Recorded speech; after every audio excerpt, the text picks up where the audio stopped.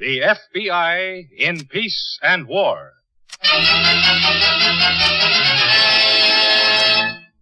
The F.B.I. in Peace and War is brought to you by refreshing, delicious Wrigley's Spearmint Chewing Gum. Enjoy chewing Wrigley's Spearmint Gum every day, as millions do. The lively, long-lasting flavor cools your mouth and freshens your taste. The pleasant chewing adds enjoyment to whatever you're doing.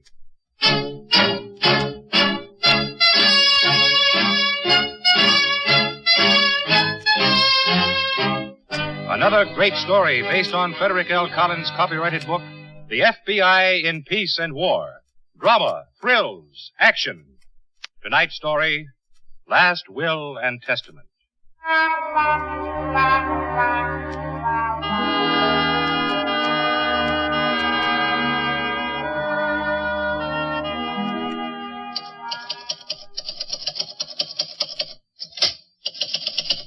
Well, there we are, Sam.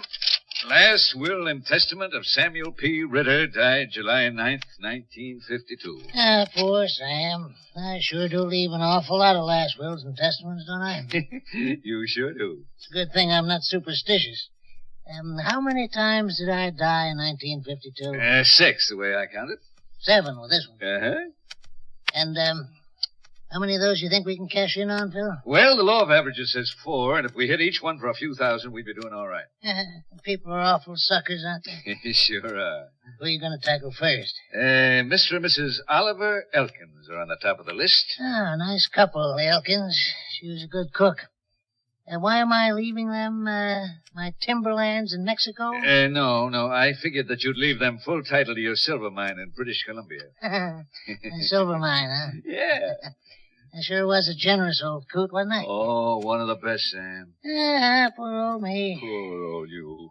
Should we go downstairs and have a glass of beer on that? Okay. But sign all of those wills first, Sam. I've got to get started first thing in the morning.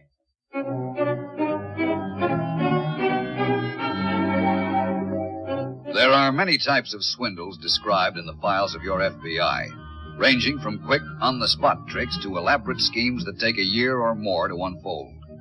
Two of the wiliest practitioners of the elaborate scheme were Sam Ritter and his partner, Philip Harrington. Their plan was clever and carefully worked out.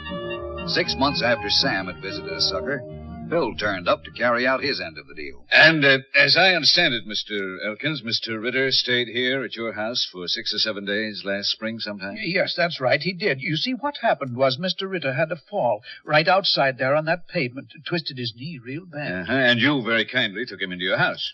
Well, there was ice on my side. Well, nevertheless, you treated Mr. Ritter like a guest. And from what he told me just before he passed on, you became quite good friends. Oh, yes, he was a very interesting old gentleman. I enjoyed talking to him. Oh, here comes my wife. In the parlor, Nancy. She goes over to her sister's on Wednesday. I see. Nancy, this is Mr. Harrington. He's a lawyer, dear, but there's nothing to get upset about. This is my wife, Mr. Harrington. How do you do, Mrs. Elkins? Pretty well, thank you. Did you put the potatoes on, Oliver? Yes, I did, dear. We're having veal and scallop potatoes, Mr. Harrington. You're welcome to stay to supper. No, I thank you. I have to get the late train back to Chicago. Nancy, do you remember Mr. Ritter, the old gentleman who hurt his knee? Oh, yes. Yeah. Oh, Mr. Ritter isn't in trouble, is he? No, dear, he's not. Not now, anyway. Mr. Ritter died 2 months ago, Mrs. Elkins. Died?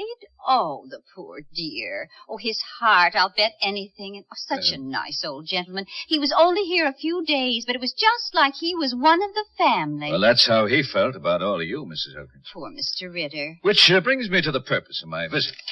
Before Mr. Ritter died, he came to my office and asked me to make certain changes in his will. Isn't it funny? We're having scallop potatoes tonight, and that was his favorite. Now, I'm going to ask both of you to read this will, but first I'll tell you in simple layman's language what it means. A person can't be too careful of their heart, can they? Nancy. What this means in simple language is that Mr. Ritter has bequeathed to you, Nancy Elkins, and to you, Oliver Elkins, full and irrevocable title to his high-range silver mine in the province of British Columbia. But he what? He's given this mine to you and Mrs. Elkins.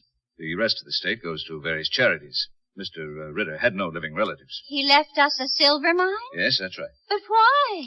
Well, it tells you right here in the will, Mrs. Elkins.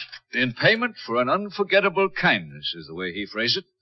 Supposing we sit down and read the entire document. Then you'll both know what this is all about. Isn't it funny about those scalloped potatoes, Oliver? And I could just as easily have had hash brown. Poor Mr. Ritter. It's hard to believe he's gone.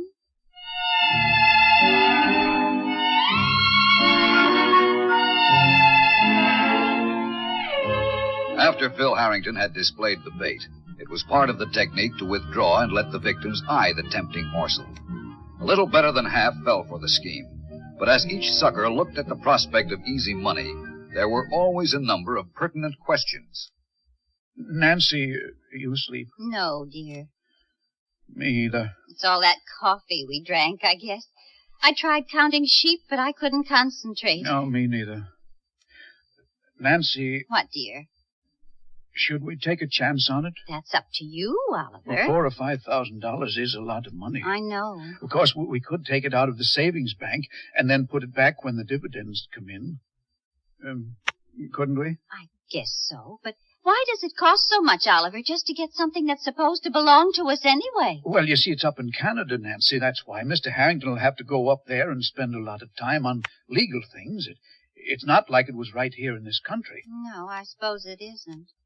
Of course, we could relinquish our title, like he said, and then it wouldn't cost us anything. Suppose we could. I mean, after all, we never did expect to own a silver mine. It's not like we're losing anything. No, it's not. And Mr. Harrington said that nobody can guarantee dividends even on a good property. I know.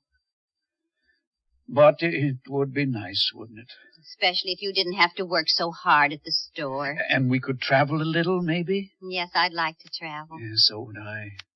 $4,000 is a lot of money, Oliver. Of course, we would own the mine. Yes, we would. And there must be silver there, or how else could it be a silver mine? Oh, I guess that's right.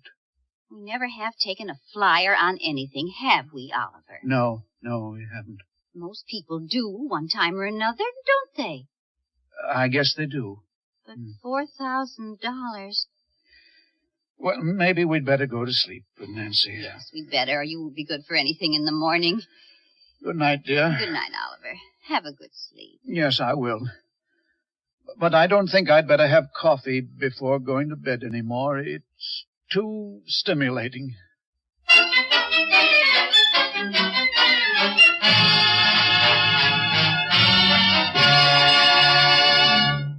Back to Last Will and Testament in just a moment.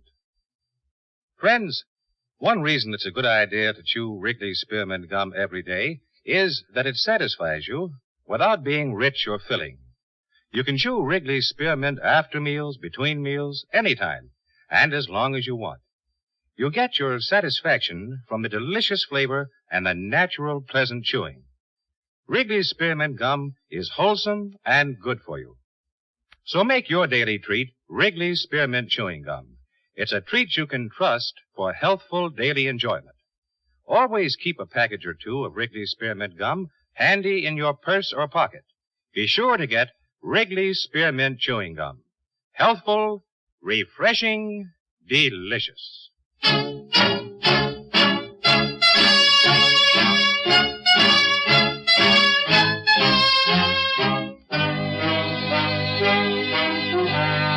And now, Act Two of tonight's story, Last Will and Testament.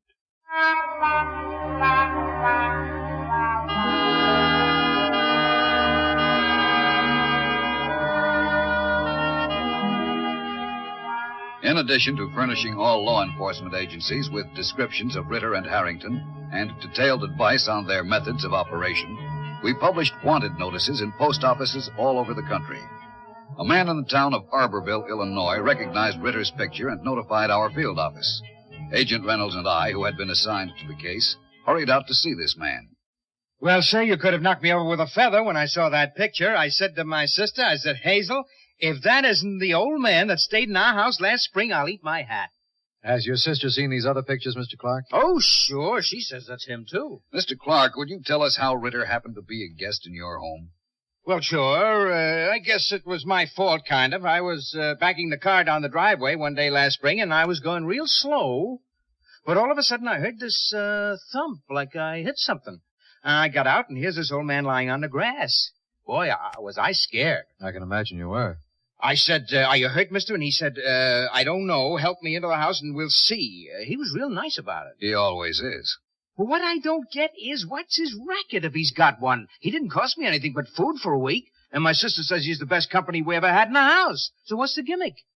The gimmick varies with each victim, Mr. Clark. Have you been visited by a lawyer who told you that Ritter was dead? No, he's dead? No, he isn't. That's just part of the swindle. You'll excuse me if I don't get it. We'll explain the whole operation to you later, Mr. Clark. First, we want to find out how Ritter got into your house. Well, that's how, by me bumping him with the car. I was so glad he wasn't going to sue me. He could have stayed at my place forever. And he pretended to be injured. Well, he stayed in bed most of the time, if that's what you mean. Yes, that's what we mean. He was faking, huh? That's right. How do you like that? Maybe I didn't even hit him with the car. We're sure you didn't. It was all part of the act. How do you like that? Wait till my sister hears this. After all those hot and cold compresses that she put on his knee, she sure is going to be burned up when she hears this, believe me.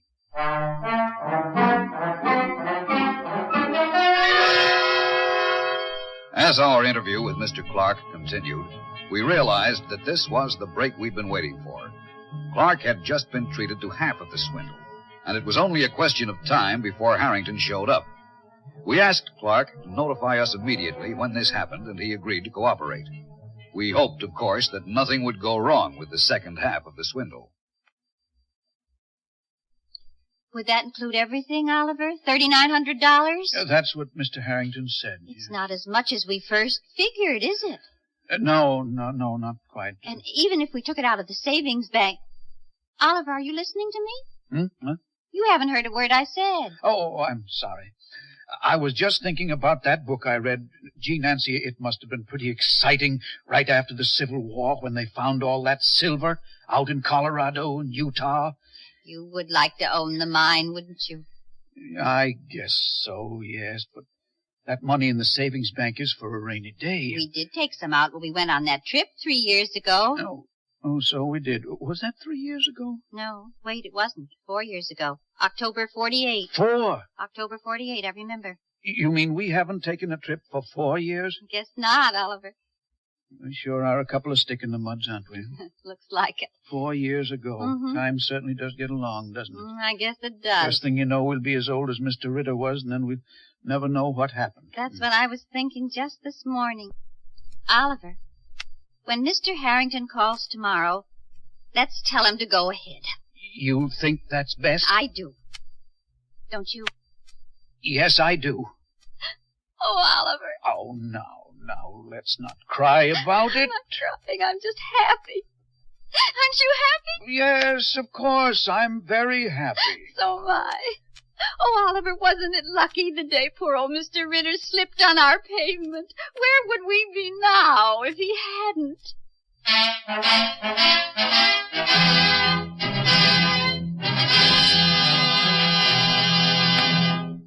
Back to Last Will and Testament in just a moment. Friends, when you chew Wrigley's Spearmint Gum, that good, delicious chewing just naturally helps to keep your mouth clean, fresh, and sweet. The natural chewing action helps to clean your teeth. The lively, refreshing flavor of Wrigley's Spearmint Chewing Gum sweetens your breath and gives your mouth a fresh, clean feeling. So you see, Wrigley's Spearmint Gum gives you more than chewing enjoyment and satisfaction. It's good, and it's good for you. Remember, too, Wrigley's Spearmint Gum is a long-lasting treat that satisfies you without being rich or filling. Get a few packages of Wrigley's Spearmint Gum next time you're at the store. Enjoy it often, every day, as millions of people do.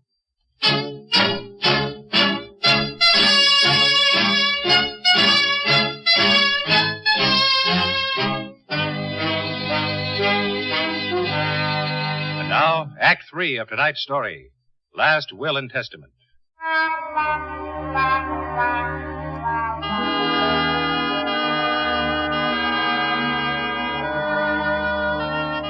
3 weeks after we had set up our plan with Mr. Clark, we received a phone call from his house notifying us that Philip Harrington had arrived on schedule. The call was made by Clark's sister, while Clark himself tried to keep Harrington busy in accordance with our instructions. You mean Mr. Ritter left All of that to me? Yes, to you and your sister. 120,000 acres of virgin timber. Well, I don't know why he did it, frankly. Well, it's all there in the will, Mr. Clark. In payment for an unforgettable kindness is the way he phrased it. Well, what do you know about that? 120,000 acres. Say, where is this St. Felice? About 200 miles south of Mexico City. Mexico? Uh-huh. Naturally, there'll be a certain amount of legal maneuvering to get the will through the Mexican court. Yes, I imagine so. That could be sort of expensive, couldn't it? Oh, no, not particularly. 3,000 or 4,000 should cover it easily. Oh, but we can discuss that on my next visit, Mr. Clark. In the meantime, if you and your sister will read this... You're not going. Well, I'm afraid so. I have some other calls. But you can't go. I mean, wouldn't it be better if you explained all of this now so that we could understand? Mr. Clark, if I may say so, you've had a busy day. Even good news can be quite tiring. But I'm not tired, not a bit. Well, I'll be back, let's say, next week, this time. Well, you're not going to go without a cup of coffee. I've already had 2 cups of coffee. We have more cake, plenty of it. Oh, thank you very much. I've got to be on my way. But just a second. What? Will you write down the name of that place where the timber is so as I'll know? All right, if you want. Yeah, just a second till I get a pen. I have one. I'll find some paper. Well, here's a piece. Oh, so it is. Yes. Yeah. There you are. St. Felice. Oh, is that the way you spell it? I thought it was P-H like in Phyllis. No, F as in fish. Well, goodbye, Miss Clark. It's been a pleasure talking to you. Is your sister... She's making some more coffee. If you'll... Oh, there's the front doorbell. Stay there just a second, please, Mr. Harrington. Well, hello, Mr. Reynolds.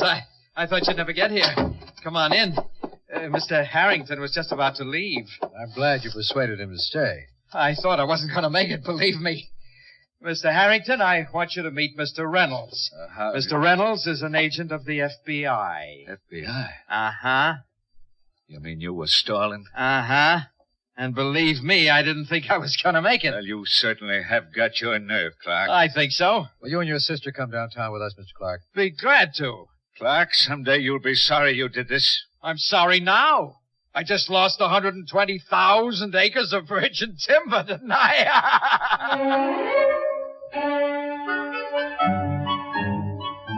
With Philip Harrington in custody, we questioned him daily on the whereabouts of Sam Ritter. But Harrington was stubborn. We might have been a long time in catching up with Ritter if certain events had not taken place. If Oliver and Nancy Elkins had not gone into the city to see Nancy's sister. And if they had not stopped afterward at a downtown restaurant for dinner. What are you going to have, Oliver? Oh, the scallops, I guess. On the dinner? I guess so. Oliver, you mustn't be discouraged by what Muriel said. I'm not discouraged, Nancy, but I can't understand why Mr. Harrington hasn't phoned. It's been 2 weeks now. He might have gotten called back to Canada, Oliver, or any place. Well, you would have thought he'd phoned us at least. There we were, all ready to tell him to go ahead. Don't be impatient, Oliver. Oh, I'm sorry, Nancy. But I can't even pick up a silver knife or fork without thinking... I know, dear. I guess I shouldn't have got all those travel folders about Canada. I guess that was asking for it. It wasn't at all. And I shouldn't have gotten those knee-high camping boots and that sheepskin jacket. But, Nancy, the man at the store said it was real cold in British Columbia.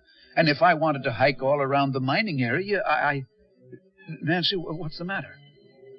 Nancy? Oliver, that old man sitting 3 tables over. Who does he look like? Well, over where? There, by the window. Oliver, I think I'm going to faint. Where, Nancy? 1, 2, 3, 3 tables that way. It's Mr. Ritter. Well, it can't be Mr. Ritter. He's dead. Then why is he eating a roll? Nancy, you're... Do you see him?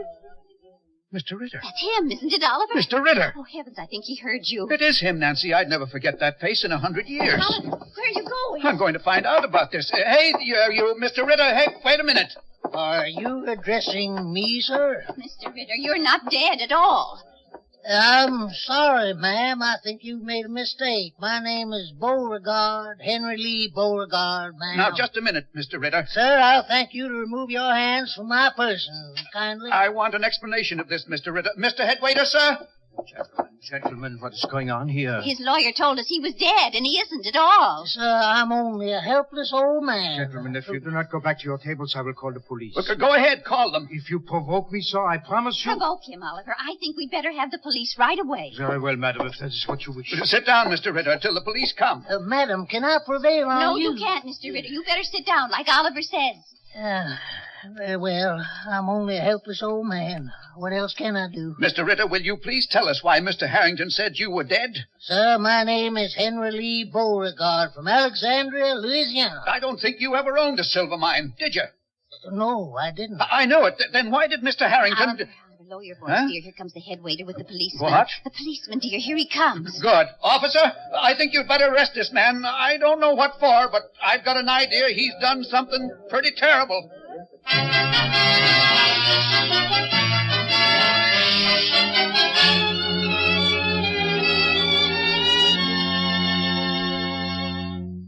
It was soon obvious what Sam Ritter had done, and presently he was charged with fraud, as was Harrington.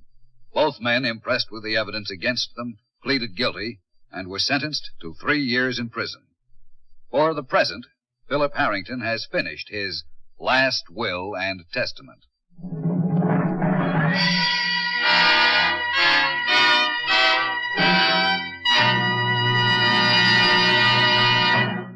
Remember, friends, when you want a tasty treat that satisfies you without being rich or filling, chew a stick of Wrigley's Spearmint Gum.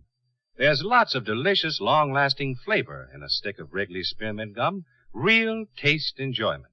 And besides, you get satisfaction from the pleasant chewing. It gives you comfort, helps relieve tension, and helps to tide you over till mealtime. So do what millions do. Keep Wrigley's Spearmint Chewing Gum handy and enjoy it every day. You can enjoy it as often as you want because you know it's good and good for you. Inexpensive, too. Be sure to get Wrigley's Spearmint Chewing Gum. Healthful, refreshing, delicious.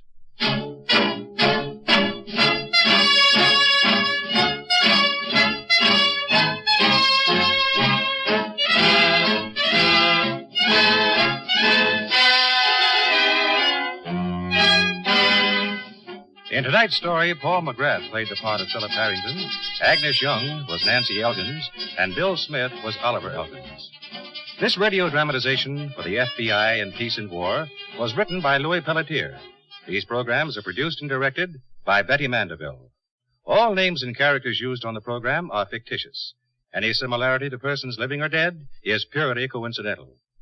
This program is based upon Frederick L. Collins' copyrighted book, The FBI in Peace and War, and the broadcast does not imply endorsement, authorization, or approval by the Federal Bureau of Investigation.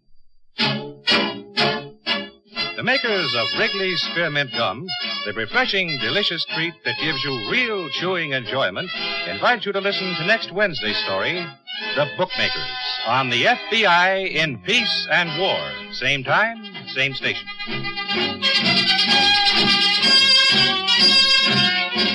This is the CBS Radio Network. Here's how to take the handcuffs off your car's engine power. Simply use 2 tankfuls of Shell Premium Gasoline with TCP. You'll unleash up to 15% more power before you finish tankful number 2. And that's because the TCP additive in Shell Premium